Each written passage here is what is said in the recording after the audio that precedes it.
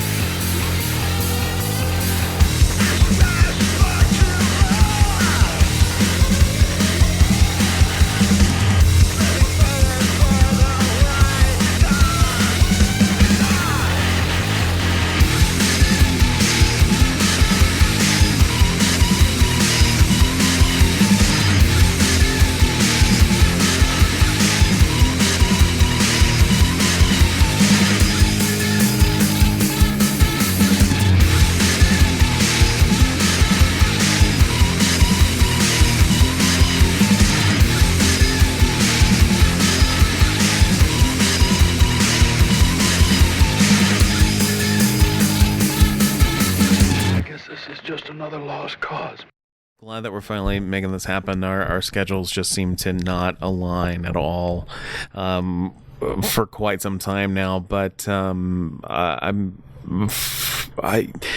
somebody who might not be familiar with you and sort of like what Left Spine Down is as a band, or what you're trying to accomplish also with your radio show that you got started with your wife, right? Or am I misremembering? Yeah, that's right. We're doing we've been given a show on 95.9 FM in Fargo, North Dakota, of all places, and it's been pretty good. We can chat about that in a little bit. It's been quite interesting, and we're still trying to get the hang of things. Things are still kind of gelling together. We've been at it for a few months now. So, right. And I'm curious to hear more about that. But so, I mean, Left Spine Down has been, you've been at it for quite a while. And, to be candid with you, before you approached me about, and before I knew who you were, I knew who Left Spine Down was, I knew the name, but I wasn't super familiar with your music at the time. And I just feel like it's one of those bands that sort of along the lines of like a 16 volt of like, where has this been? Like, why? How did I miss this? Kind of a thing. Yeah. Would you agree? Is that how you feel about your own band? I don't mean to be an asshole by asking that, but that's an honest question. No, that's quite all right. If anything, I'm an asshole myself a lot of the time, so it's really not that big of a deal. Okay. We have been around for about 20 years or so, and yeah, I could definitely agree with you on the fact that we are a bit of a fringe act, so to speak, especially now because we haven't been really we've been really quiet for the past little while.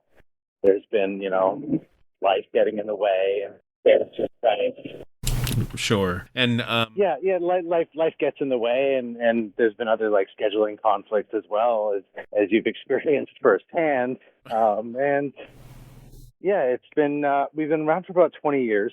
Right. And we put out a couple of studio albums, and we pumped out a lot of remixes. We toured a lot in the late 2000s, early 2010s. One would say, God, that feels so weird saying that. But no, it feels super weird. I'm like, right? That feels like yesterday. Right? Yeah, and I'm still in the train of thought that the 90s was like 10 years ago. It's really strange. It's like the last 20 years has been quite a whirlwind, to say the least. Yeah, absolutely. Yeah. So I would agree with you there that we have been kind of on the sidelines doing things. And while there is a general awareness of who we are, we do have a general fan base, so to speak. We've been kind of in the shadows for a little while. Right. And that's okay. It's just things that have happened throughout our career, throughout our lives that have kind of led to that, Sure. And I mean, that's kind of, the benefit of, the rise of social media, I guess, in a sense, is, being able to sort of tether all of these artists kind of together to build a bit of a community and expand fan bases for everybody all around. Because, I mean, Left Spine Down has been around for quite a while. And, but I mean, you have stories about like Al Jurgensen and things like that, right? Yeah. Well, I don't know. Where do you want? I have heard that rumor. Yeah. There have been quite a few. Yeah. I mean, I suppose I could say whatever I want because A, he doesn't even remember who I am, and B, he's not going to listen to this podcast, so it's fine. No, God, no, absolutely not. Oh, he's got better things to do. He's also got limited ear time left. He's not going to spend it on this. That's fine. I'm not offended by that. Limited time in general, Yeah, absolutely. That goes for all of us. So I wouldn't fault anybody for not wanting to hear me. Yeah, I don't know. Where do you want me to start? I mean, I don't know. Just one that maybe not the most outrageous one, but one that just sort of left a really positive impression on you. I mean, people usually. Oh, an Al Jurgensen story? Yeah. What do you got? I mean, not necessarily. I mean, it doesn't have to be that, but just has there been an interaction throughout your career that just stood out to you, that came to you from an artist that maybe you felt was sort of that you looked up to, or was you felt was more successful than you are, or that you admired, or anything like that? Oh, well, that's the thing that brings me back to the question, like, where do you want to start? I mean, there's quite a few of those experiences that I have had over the past while, whether we've been on tour with, them or not. One of my most recent moments like that was when sometime in like 2017 or so, I went and saw a bunch of us. We all went and saw Met at the Cobalt in Vancouver, and at the end of the night, Billy, our guitar player, had one of our demo tapes in his car, like an actual cassette tape. And because I was on this weird kick of trying to, and demos out in cassette form, thinking it might impress people, but right. It actually just kind of turned everybody off from listening to it altogether. But I went and saw Mets again later that year, a year later in 2018 or so, and we were talking outside, me and Alex Edkins of the band. And he's like, "You sent me the tape. You gave me the tape last time we were here." And I said, "Yeah. What do you think of it?" And he's like, "Dude, it was rad." And so that was a very touching moment for me. Anyway, I kind of appreciated that right. A lot because I'm a huge fan of theirs, and to an almost embarrassing degree. I think you can hear some of that in the new single. And yeah, it's I don't know. There have been other moments like that. We went on tour with Revolting Talks in 2009, and Al was only around for 4 of those dates. I want to say 4 of those dates. Yeah, we spent a couple of days off with him here and there on that tour, but right at his house. But yeah, I remember vividly. We came off the stage at the first gig of the tour, and he high-fives me and says, "Yeah, that's what I'm talking about." And I felt just beside myself, having the, the legend himself, sure. as frazzled as he may have been, or as drunk as he may have been at the time, it was admiring what we were doing. And, right. It gave me a sense of like, we're doing something right. You know what I mean? Yeah. A couple of years later, we were on tour with Ogre, and this actually came from like nobody famous at all. It was just this one guy, like in a jean jacket with a bunch of metal patches on and stuff. He came to me at the merch table after our show, and he's like, I didn't want to go out tonight. I'm going through a really hard time. I'm questioning everything. I'm questioning my own existence and having a bit of an existential crisis. And you spoke to me. You spoke to me, and you quoted the first song that we had on our set, which was Troubleshoot from Caution. Is this my only way out? And he said that kind of, I don't know, saved him, gave him a new sense of perspective. Sure. As cliche as that sounds, it's like, wow, I've reached that one person to pull out of the doldrums and make them feel like they're not alone, Right. And, for lack of stroking my own ego, it's like, that's the kind of thing that's the kind of effect I had, that was the kind of effect that other bands had on me when I was growing up, and I was going through tough times and listening to, anything, any band, any album, anything like OK Computer or In Utero or,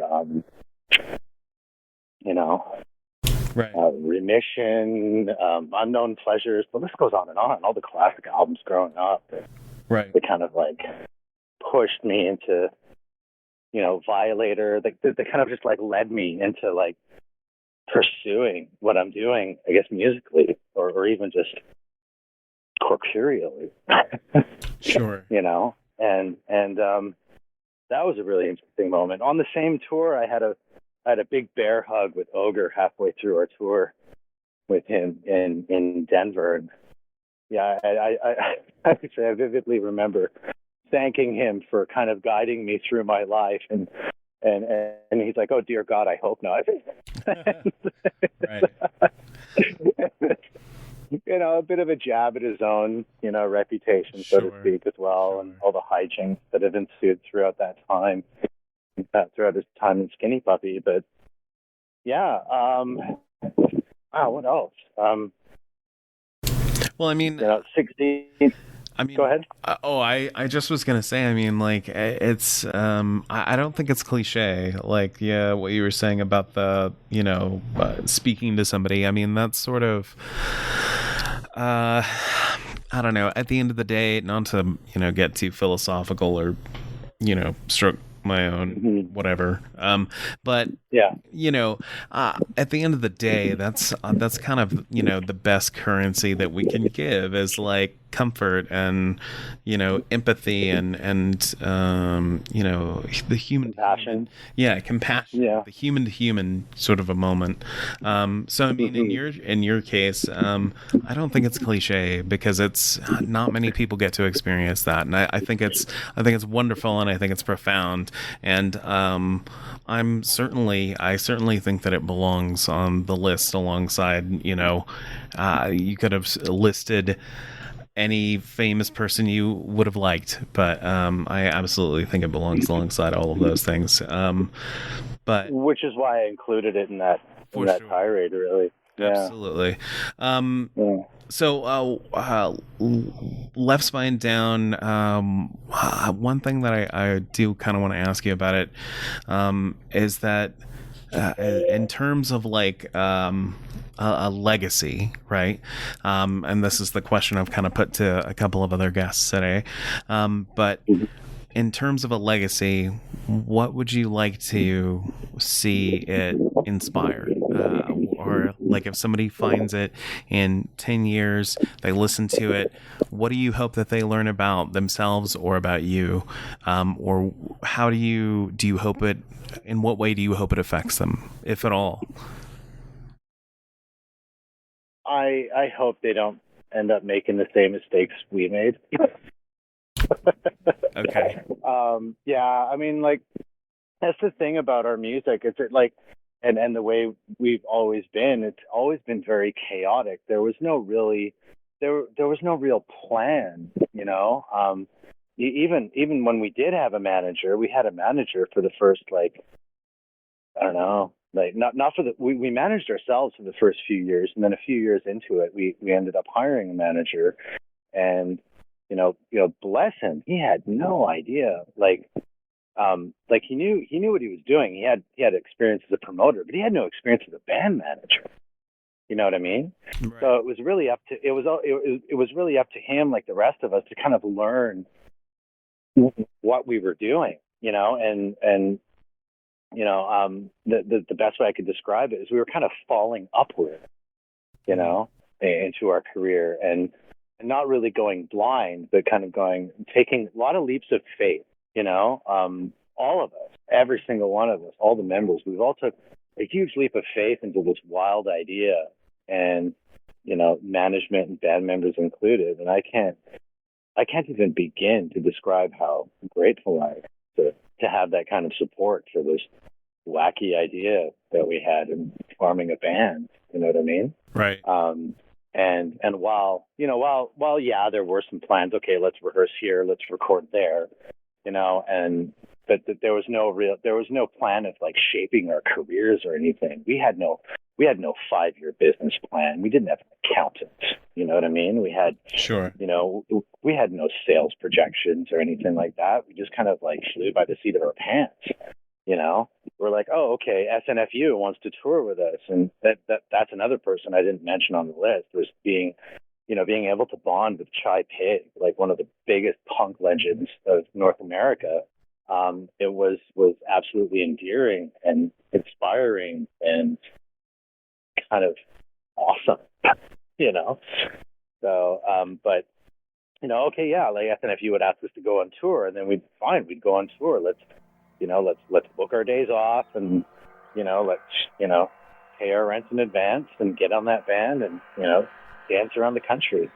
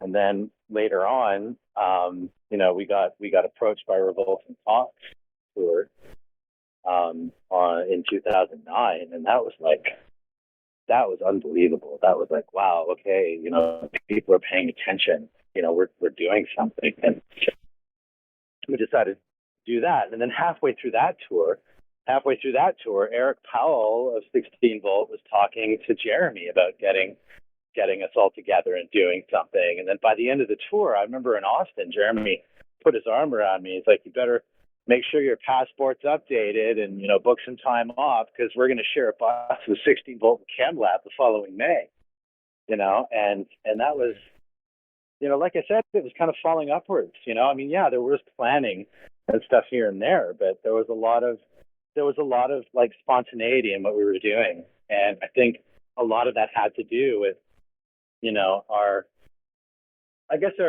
young, ambitious outlook on things, and, the ability to try different things without feeling, there were no pretensions. There were no, there was no sense of, oh God, what are we going to do now kind of thing. Right. I mean, Sure. not until recently anyway, but, Right. But yeah, that's always been like that. We've been very spontaneous in that regard. And I guess, if anybody was to take anything home from what we were doing, it would be, it would be to embrace the unexpected. Right. Don't be afraid to try something. Just go out and do it. Sometimes there's a lot of things in any field. You can sit there and hum and haw over it, like, oh, do I have the right tools? Do I have the right experience? Do I have the right this? Do I have the right that? Am I prepared? No, you know what? Chances are you just got to go out there and do it. It's like being thrown into the water when you're a kid. You're just gonna have to learn to swim. Right. And then you'll pick it up and you'll find your way to shore. Right. And that's kind of that's what I would like to get. That's what I would like people to get out of it. Long answer. I think that's a wonderful answer, and it's I think it's verbose, but I appreciate it's a very well thought out answer, so I appreciate it very much. I think it's noble, but it's I don't know, just to sort of I don't know, something that you kind of said that grabbed me was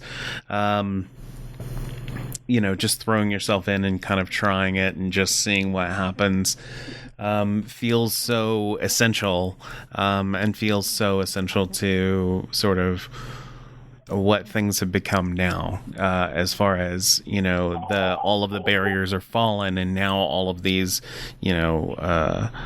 anybody is sort of can be anybody. Does that make sense? And I almost feel like we're all having to sort of re-identify and form new identities and reach out to new audiences we've never really had an opportunity to be exposed to before. I think you're right about that. With, especially with everything that's gone on in the world, and with us being, locked in our homes, there was definitely more of a chance for us to reach out digitally to a broader audience, and to an audience that may have not gone out to one of our shows to discover us, or right. Or didn't hear us in a nightclub while they were pounding back like 17 beers and just dancing away to anything. Right. There was some attention paid to, I suppose, and people are, kind of examined what we do or what we sound like, whatever. And and it almost sort of, just to sort of kind of reiterate on your point, it almost sort of, the way that it sounds is almost that you feel as if the legacy, and you can certainly correct me if I'm wrong, but it almost sounds as if you feel that the legacy of Left Spine Down and what you've sort of worked to accomplish with it might be sort of a reflection of the times, a reflection of your own sort of up and down journeys throughout life, of like the unexpected, or just a reflection of just the spirit of adventure, like we're gonna try this and see what happens, sort of a thing? Or am I misreading? No, I don't know. I mean, first of all, like, you're throwing that word around, and I'm like, God, we have a legacy. I mean, I would hope so. I would hope that we're making something that is worth maybe but it's just seeing. It's just kind of mind blowing. Like, looking at myself in the mirror, going, wow, I did all this stuff. You know what I mean? And it's kind of, from my standpoint, it's kind of mind blowing because, I'm just doing what I do. I'm no different than anybody else, really. I have a job. I get up. I go to work, and I come home. I have dinner with my family. And then I make music here and there. And right. And it really is, and it's really just an extension of, as you were saying, it is an extension of my thoughts and feelings about everything. It always has been, with the band. Sure. We've always been the sum of our parts, and we've always just kind of, collected influences from our own experiences and our own feelings surrounding them. So, I guess so. I guess that is exactly that. I guess we're just, we're just reflective of the chaos that has been, that has been what we were. I mean, our first album was a concept album. Actually, our last two studio albums were technically concept albums, but we had a bit of a sci-fi theme going on with the first record. Mm-hmm. Playing around with time travel and things like that, kind of writing us into like weird tinfoil hat history, just for shits and giggles, really, just for fun. And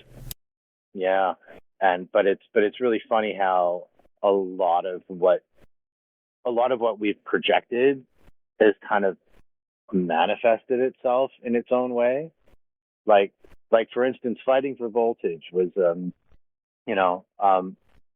it was just a joke on running out of power strips to plug our instruments into, and when we first started, and that became like this existential meme in itself, where we would have like power outages on tours and things like that. And I'm sure that happens to everybody, but we obviously find some sort of meta connection to it because of sure. What we've said and done, and what we've projected into our music.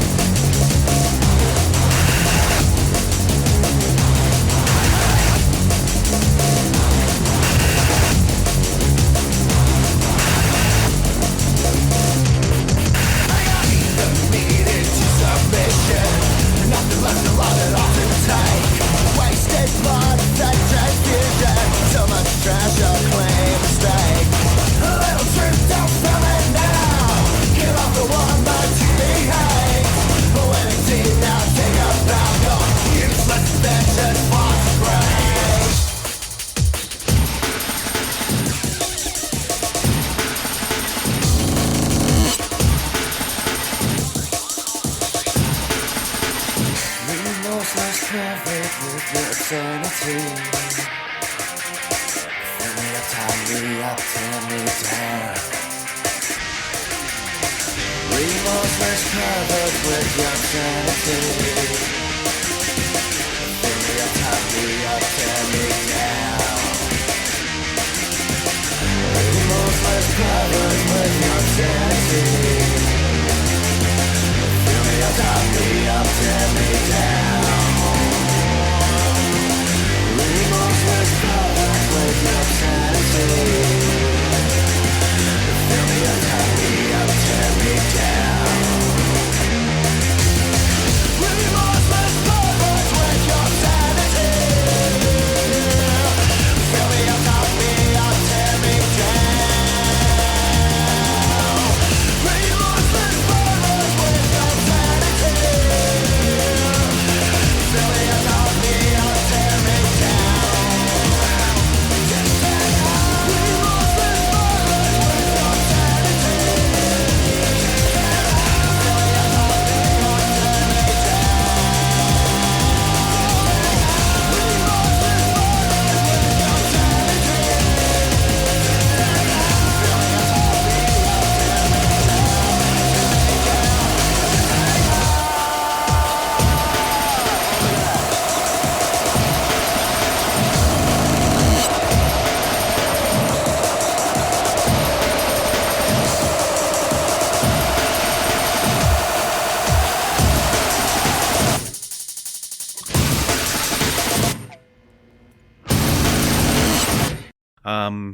So you ended up starting this radio show. That sounds really awesome, and you're doing it with your wife. How's that going? Once again, it's just another example of us just kind of happenstance, you know, and just kind of like falling into the potholes that are in front of us. Right. My friend Wayne from Moorhead, Minnesota, he booked the Midi Ghetto Tour show in 2010 out in Fargo, North Dakota, and I met him, and it was his birthday when the show happened, and he was in very celebratory mood and stuff, and we were just in work mode and stuff, but we clicked anyways, you know, and Wayne and I clicked, and we had stayed in touch ever since, and one day he had to call in sick on his radio show. He got a radio show on the same station, and Penny and I just offered to fill in for him. And so we busted out the microphone, we dusted off our favorite records, put some music on for an hour, and just chatted in between songs. And recorded it and sent it to the station. And both him and the staff loved it so much that we now have our own show on a weekly basis now with that station. So that's been really good. It's kind of we're kind of exploring, like I said, we're kind of still exploring like where we're going with it, and we're playing around with a lot of themes. Like sometimes it'll be like an 80s show, or another show would be, you know, a 90s show. And sure. I've also been dusting off a lot of bootleg recordings of like concerts and things like that. Right. Just to kind of give people something that they've missed over the past couple of years, which was seeing and hearing a band live. Right. So we've been playing around with that, and that's been really good for us as well. And now we're kind of diving into the idea of like you know, kind of historical profiles or showcases on certain bands, you know. Right. And you know, I'm finding like other programs of like other DJs chatting with, you know, musicians here and there, and and you know, it's been fun. It's been really fun. It sounds like it. And I really like that idea of exploring the you know, sort of different I don't know, I'm at a loss for words here for a moment. I'm sorry. Fine. I am a bit sleepy. You can fix it in post, right? Yeah, right. Like, not really. I don't like editing, so this all goes in. Oh, my mind spilled out onto, you know. But it's I don't know. I'm sorry. I'm just completely blanking out. I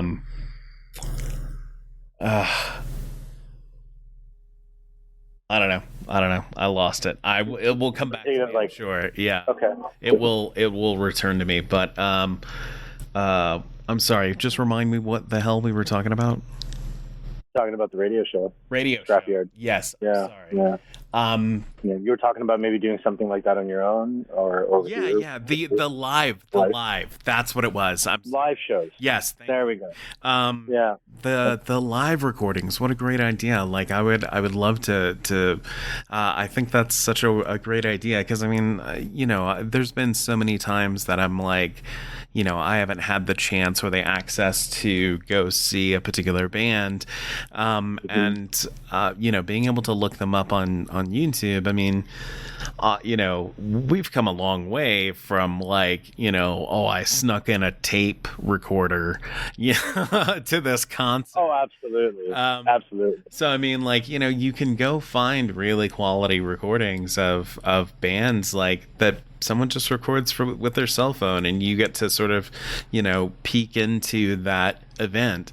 I know it's annoying to artists to, have people recording shit, but like, for those of us that don't quite make it, it is kind of cool to just be able to sort of see through a very small window into that sort of arena, I guess. No, I don't do anything short of soundboard recording.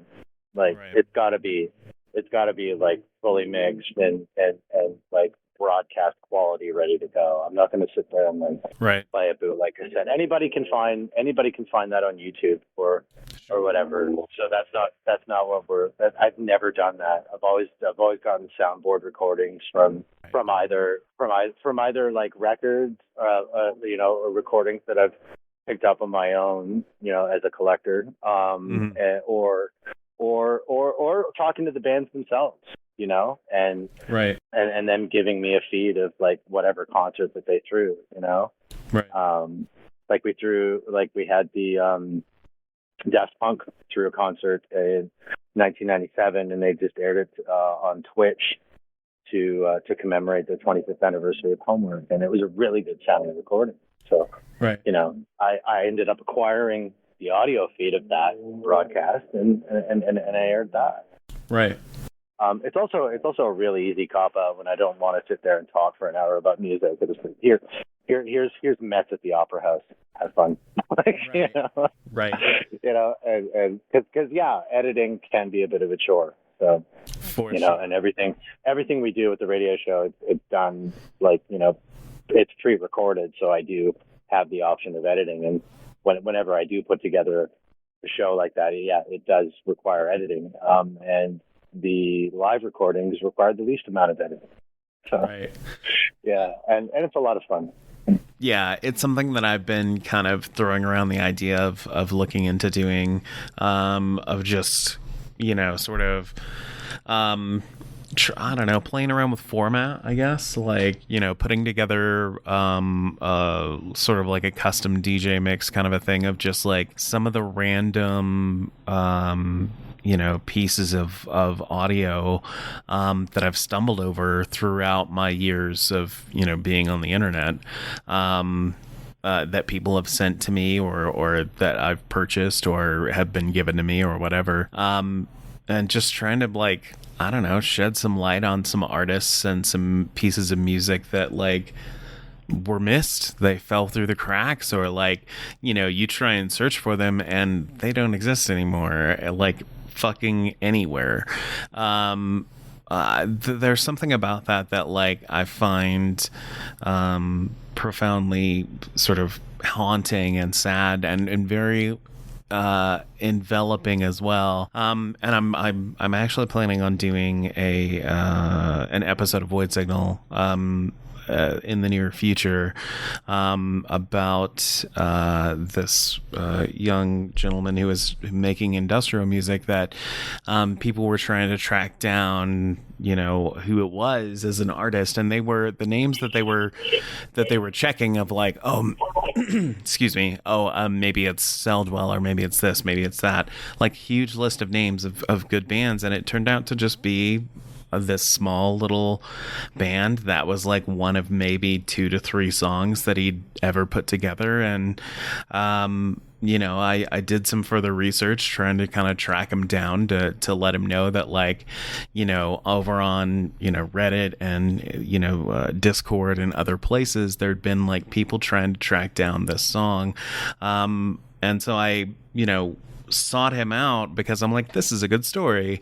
But when he had passed, by the time I had, once I'd circled back all the way to where he was and who he was, he had died to cancer. And I was like, this is a story that, like, this song should be heard. It's sad and it's haunting, but it's fucking good. And it's, I would love to be able to create more of something like that just shines a little bit of a spotlight or a light on people who tried to make something. Like, this was their light, this was their flash in the dark, and that's all any of us can try and strive for. Well, I guess you're kind of doing that now, talking to me, right? Right, exactly. Yeah. I'd like to think that we're not finished yet. We're still making music. We still have a lot of, piss and vinegar still left in us. Right. For sure. Surprisingly, after everything that has gone down. But yeah, it is quite a, looking back on it, now you're making me think about it. We do have quite a story. I mean, like, just to kind of chronologically put it into a nutshell, we started in about 2003. God, I can't believe it was almost 20 years ago. And yeah, I can't believe that. I don't buy that for a second. Yeah, that's exactly it. We've been around for 20 years, and we were playing in the local club circuit in Vancouver and playing, in the industrial scene, because we all met in the industrial scene. Like, I was a DJ in clubs and booking bands here and there, and we had a network of, people in both in person in the clubs and online in the Yahoo Van Gogh community. This is way before Facebook. Yeah. Oh, and man. yeah. And couple that with mindphaser.com and sure. Yeah. And that's how we ended up, like, befriending, just as we were starting as a band, that's how we ended up befriending members of Frontline Assembly. And that's how we ended up, like, starting to work with them. Chris Peterson met us in the clubs, and, we all got to know each other, and that translated over to, like, oh, let's hang out at each other's apartments and drink beers and, watch a hockey game, and not really watch a hockey game, but just sit there and talk, and, sure. and then we ended up, like, sharing jobs here and there. Chris and Jeremy and I worked at Chris Peterson's brother's t-shirt printing shop. Mm-hmm. So all three of us, we were working together, like, on a regular basis, daily. And then we started passing demos around and stuff. And Chris was like, man, maybe I should produce you guys, because you guys are just trying to find your feet. And you guys are still wacky little Muppets with, like, no real, I like wacky of, Muppets. No direction, you know what I mean? Right. And he kind of helped us find that direction. I remember us, like, just rolling at a party, and he came up to me, Chris, and the rest of us, says, I got it. You guys are like drum and bass meets hardcore punk rock, like, think Dead Kennedys meets Prodigy or something, or Minor Threat meets, Prodigy or something of that ilk. And we were like, fuck yeah, okay. Come on, people now, smile and more clever. Everybody get together. Smile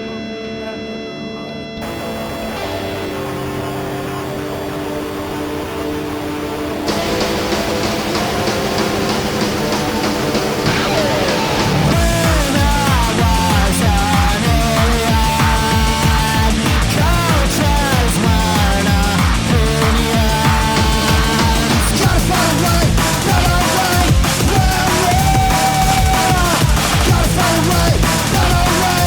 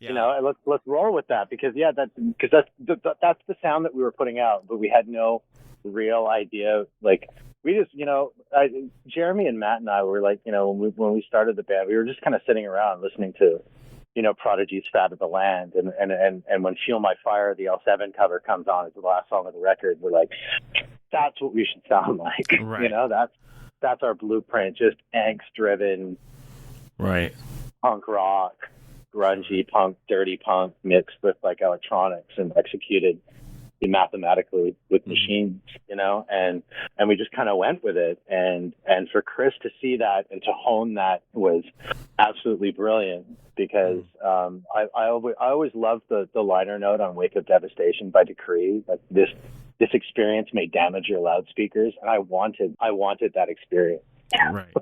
on our records, and I think we were positively able to do that with his guidance and expertise. So, and then when that was like shaping together and we were forming an album, you know, songs were coming together, and it took forever for us to really kind of do it because we all had our own lives, and we weren't making any money, so there was no mad cash to throw into like an expensive studio or anything. And remind you, this was like early 2000s, Sure. early to mid 2000s, so like it wasn't as easy or as accessible to do the work that we do technologically without putting in a lot of time and hardware and money into it. So it took us a while to put it together. And then when we finally did, we were on the cusp of finishing the record. We acquired management with Mark Summer of his own company, Synthetic Entertainment. And we decided to put up the record there. And then we went on some tours with other members as well. Like Jared Slingerland was in the band almost since the beginning. And then Tim Hagberg, which is Justin Hagberg's twin brother. You might know him from 3 Inches of Blood. And on drums was Tim, and Dennis from the Black Halos was in there as well with us. And so there was a group of 6 of us. Like we were kind of this unstoppable like dog pile of just kind of like let loose, like release the hounds. It was really exciting for us to like, you know, just get out there for the very first time and start playing in tiny little clubs across Canada. And then that evolved into our first U.S. tour. And that went from like, because our first U.S. tour was with the Revolting Cocks, it went from tiny little clubs to like these big giant venues. Right. You know, like we played at the Fillmore in San Francisco the first time we played San Francisco. Right. That's a great venue. Like the Fillmore, man. Like Grateful Dead live at the Fillmore, Radiohead live at the Fillmore, Dave Chappelle live at the Fillmore, and it was just mind blowing for us to like graduate from tiny little club to like big venues, right? In an almost overnight kind of fashion. Yeah, that really kind of broadened our audience a lot. For sure. And from there, sorry, go on. Yeah, from there we went on tour with 16 Volt and Chem Lab, and we came back home and wrote a new record. And there was a lot of talk as who was going to produce the record. You know, Al Jurgensen wanted to produce the record. You know, Eric Powell wanted to produce the record. By this point, we had already opened up for Ogre in Vancouver once on the Devil in My Details tour, and it was just the Vancouver stop we opened up for them, and we befriended them a little bit that way, and Jeremy got to know Ogre through, you know, Skinny Puppy and FLA, because I missed that point. FLA hired Jeremy and Jared to join their band as writing and touring members for quite some time, a few years actually, and it worked out really well because that also like expanded our audience even more. Like I would get MySpace messages in 2008 from this Russian guy like, "Oi, your keyboard player hit me in head with your CD. You guys rock," you know? Like, right. When are you coming to Russia? And it's like we never hit Europe or anything like that, but we really expanded our audience that way a lot. Right. And then so by that point, Ogre was talking to Jeremy about who should produce the record, and Dave Ray Ogilvie came up. And he's like, go with Rafe. He will know what to do with your music. And he absolutely did. We spent a good month or so with him, with our songs. And he would not only, help produce what we were doing, but he would be there in the room, like even writing stuff with us. Like, oh, this song needs a bridge. And he'll just pick up the bass guitar and, right. And just pump something out that, I'm like, wow, that's actually pretty good, and right. And it's also exemplary of like what part he played in a lot of the artists that he worked with, because it was definitely distinctive of the style that I've heard on other records, that I would assume was the intention of the artist, but no, that was him picking up a guitar and going, okay, let's throw this riff in, and right. He was really hands-on, and that was really awesome. We then went on tour with Ogre 2011, Jackalope as well, shortly after that, which is Dave Ogilvy's band. And those were like really small little mini tours on the West Coast, which were great. And then we went on a full North American tour, or a U.S. tour, sorry, with My Life with the Thrill Kill Call. And that was our last big outing. Yeah. Right. From there was there was a lot of like, there was a lot of like scheduling conflicts and as well as like creative conflicts as to where we wanted to take the band. Right. And then we kind of had our knees kicked out from under us when Jeremy passed away, and we took a couple of years off, and we decided to put out a single now with Remission Entertainment, which is called The Fall, and I think you're up to date now in a nutshell. I believe so. I think so. I certainly appreciate, like, I don't know, it's interesting to sort of see your journey and your progression from, sort of we're goofing off into, I don't mean to speak of it in a diminutive fashion or anything like that. No, not at all. Not at all. I said it first. Okay. Because it's or anything like that, but it's interesting to see it sort of evolve from like, hey, let's shoot our shot and see what happens, to we're going on tour of the United States and traveling the country and stuff.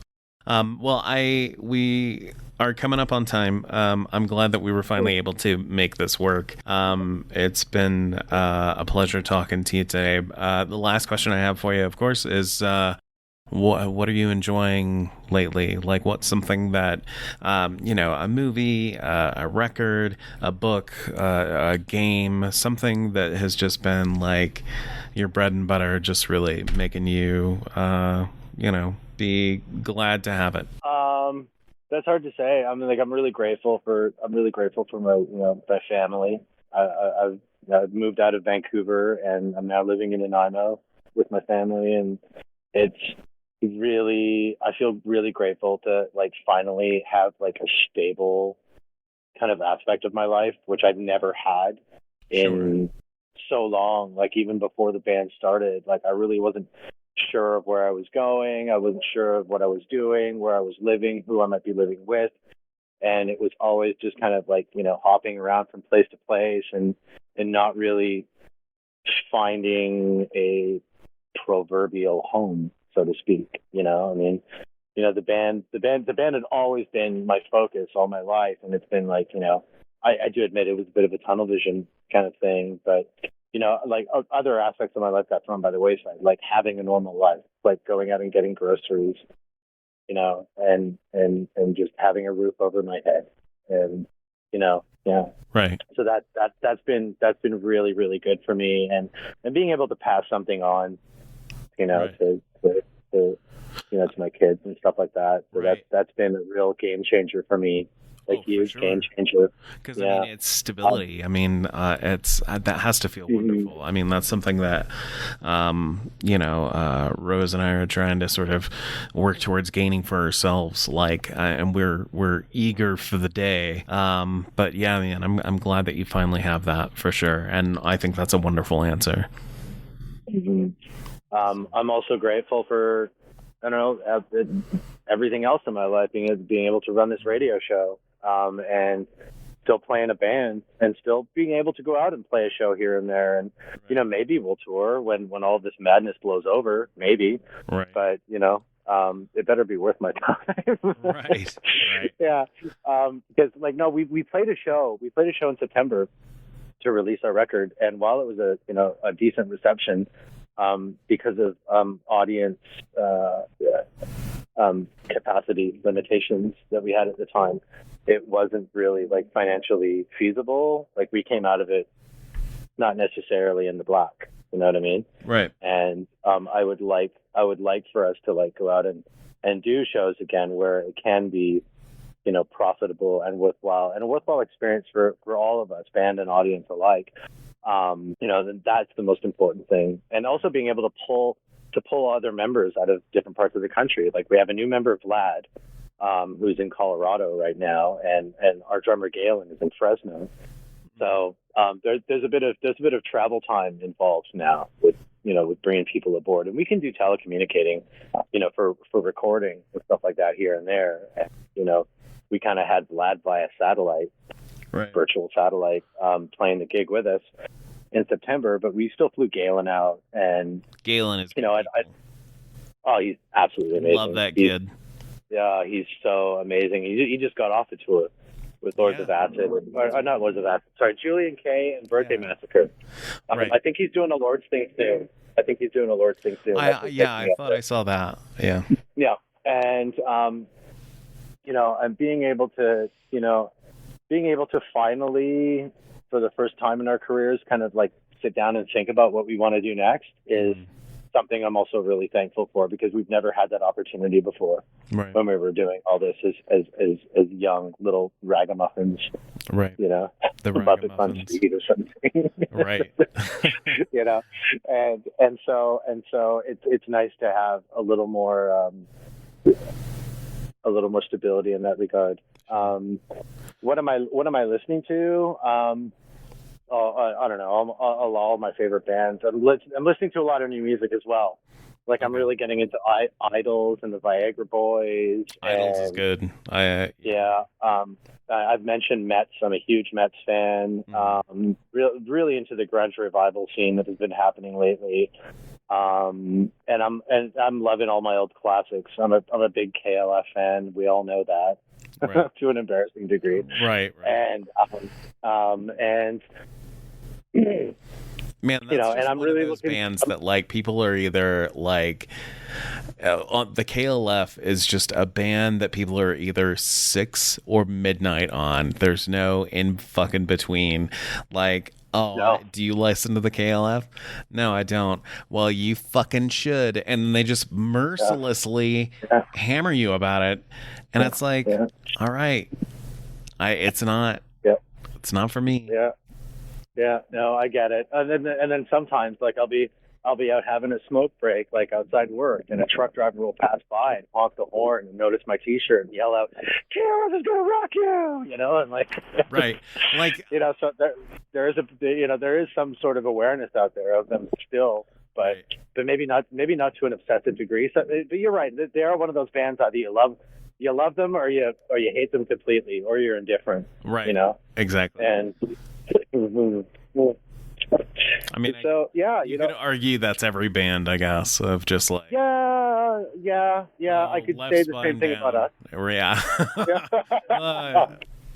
Oh yeah, I saw them open up for such and such a band. They were okay, dude. You got to listen to them. They did this and that and the other thing. And he did a song that spoke to me, brother. I mean, you've always got that guy.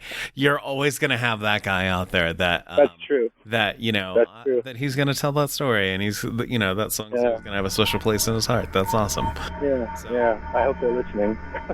I hope so. I hope they're listening somewhere out there. I will let you get on with the rest of your day, and I'm going to get with mine. And thank you so much for your patience and trying to... thank you, guys. If anything, it was short and sweet. Yeah.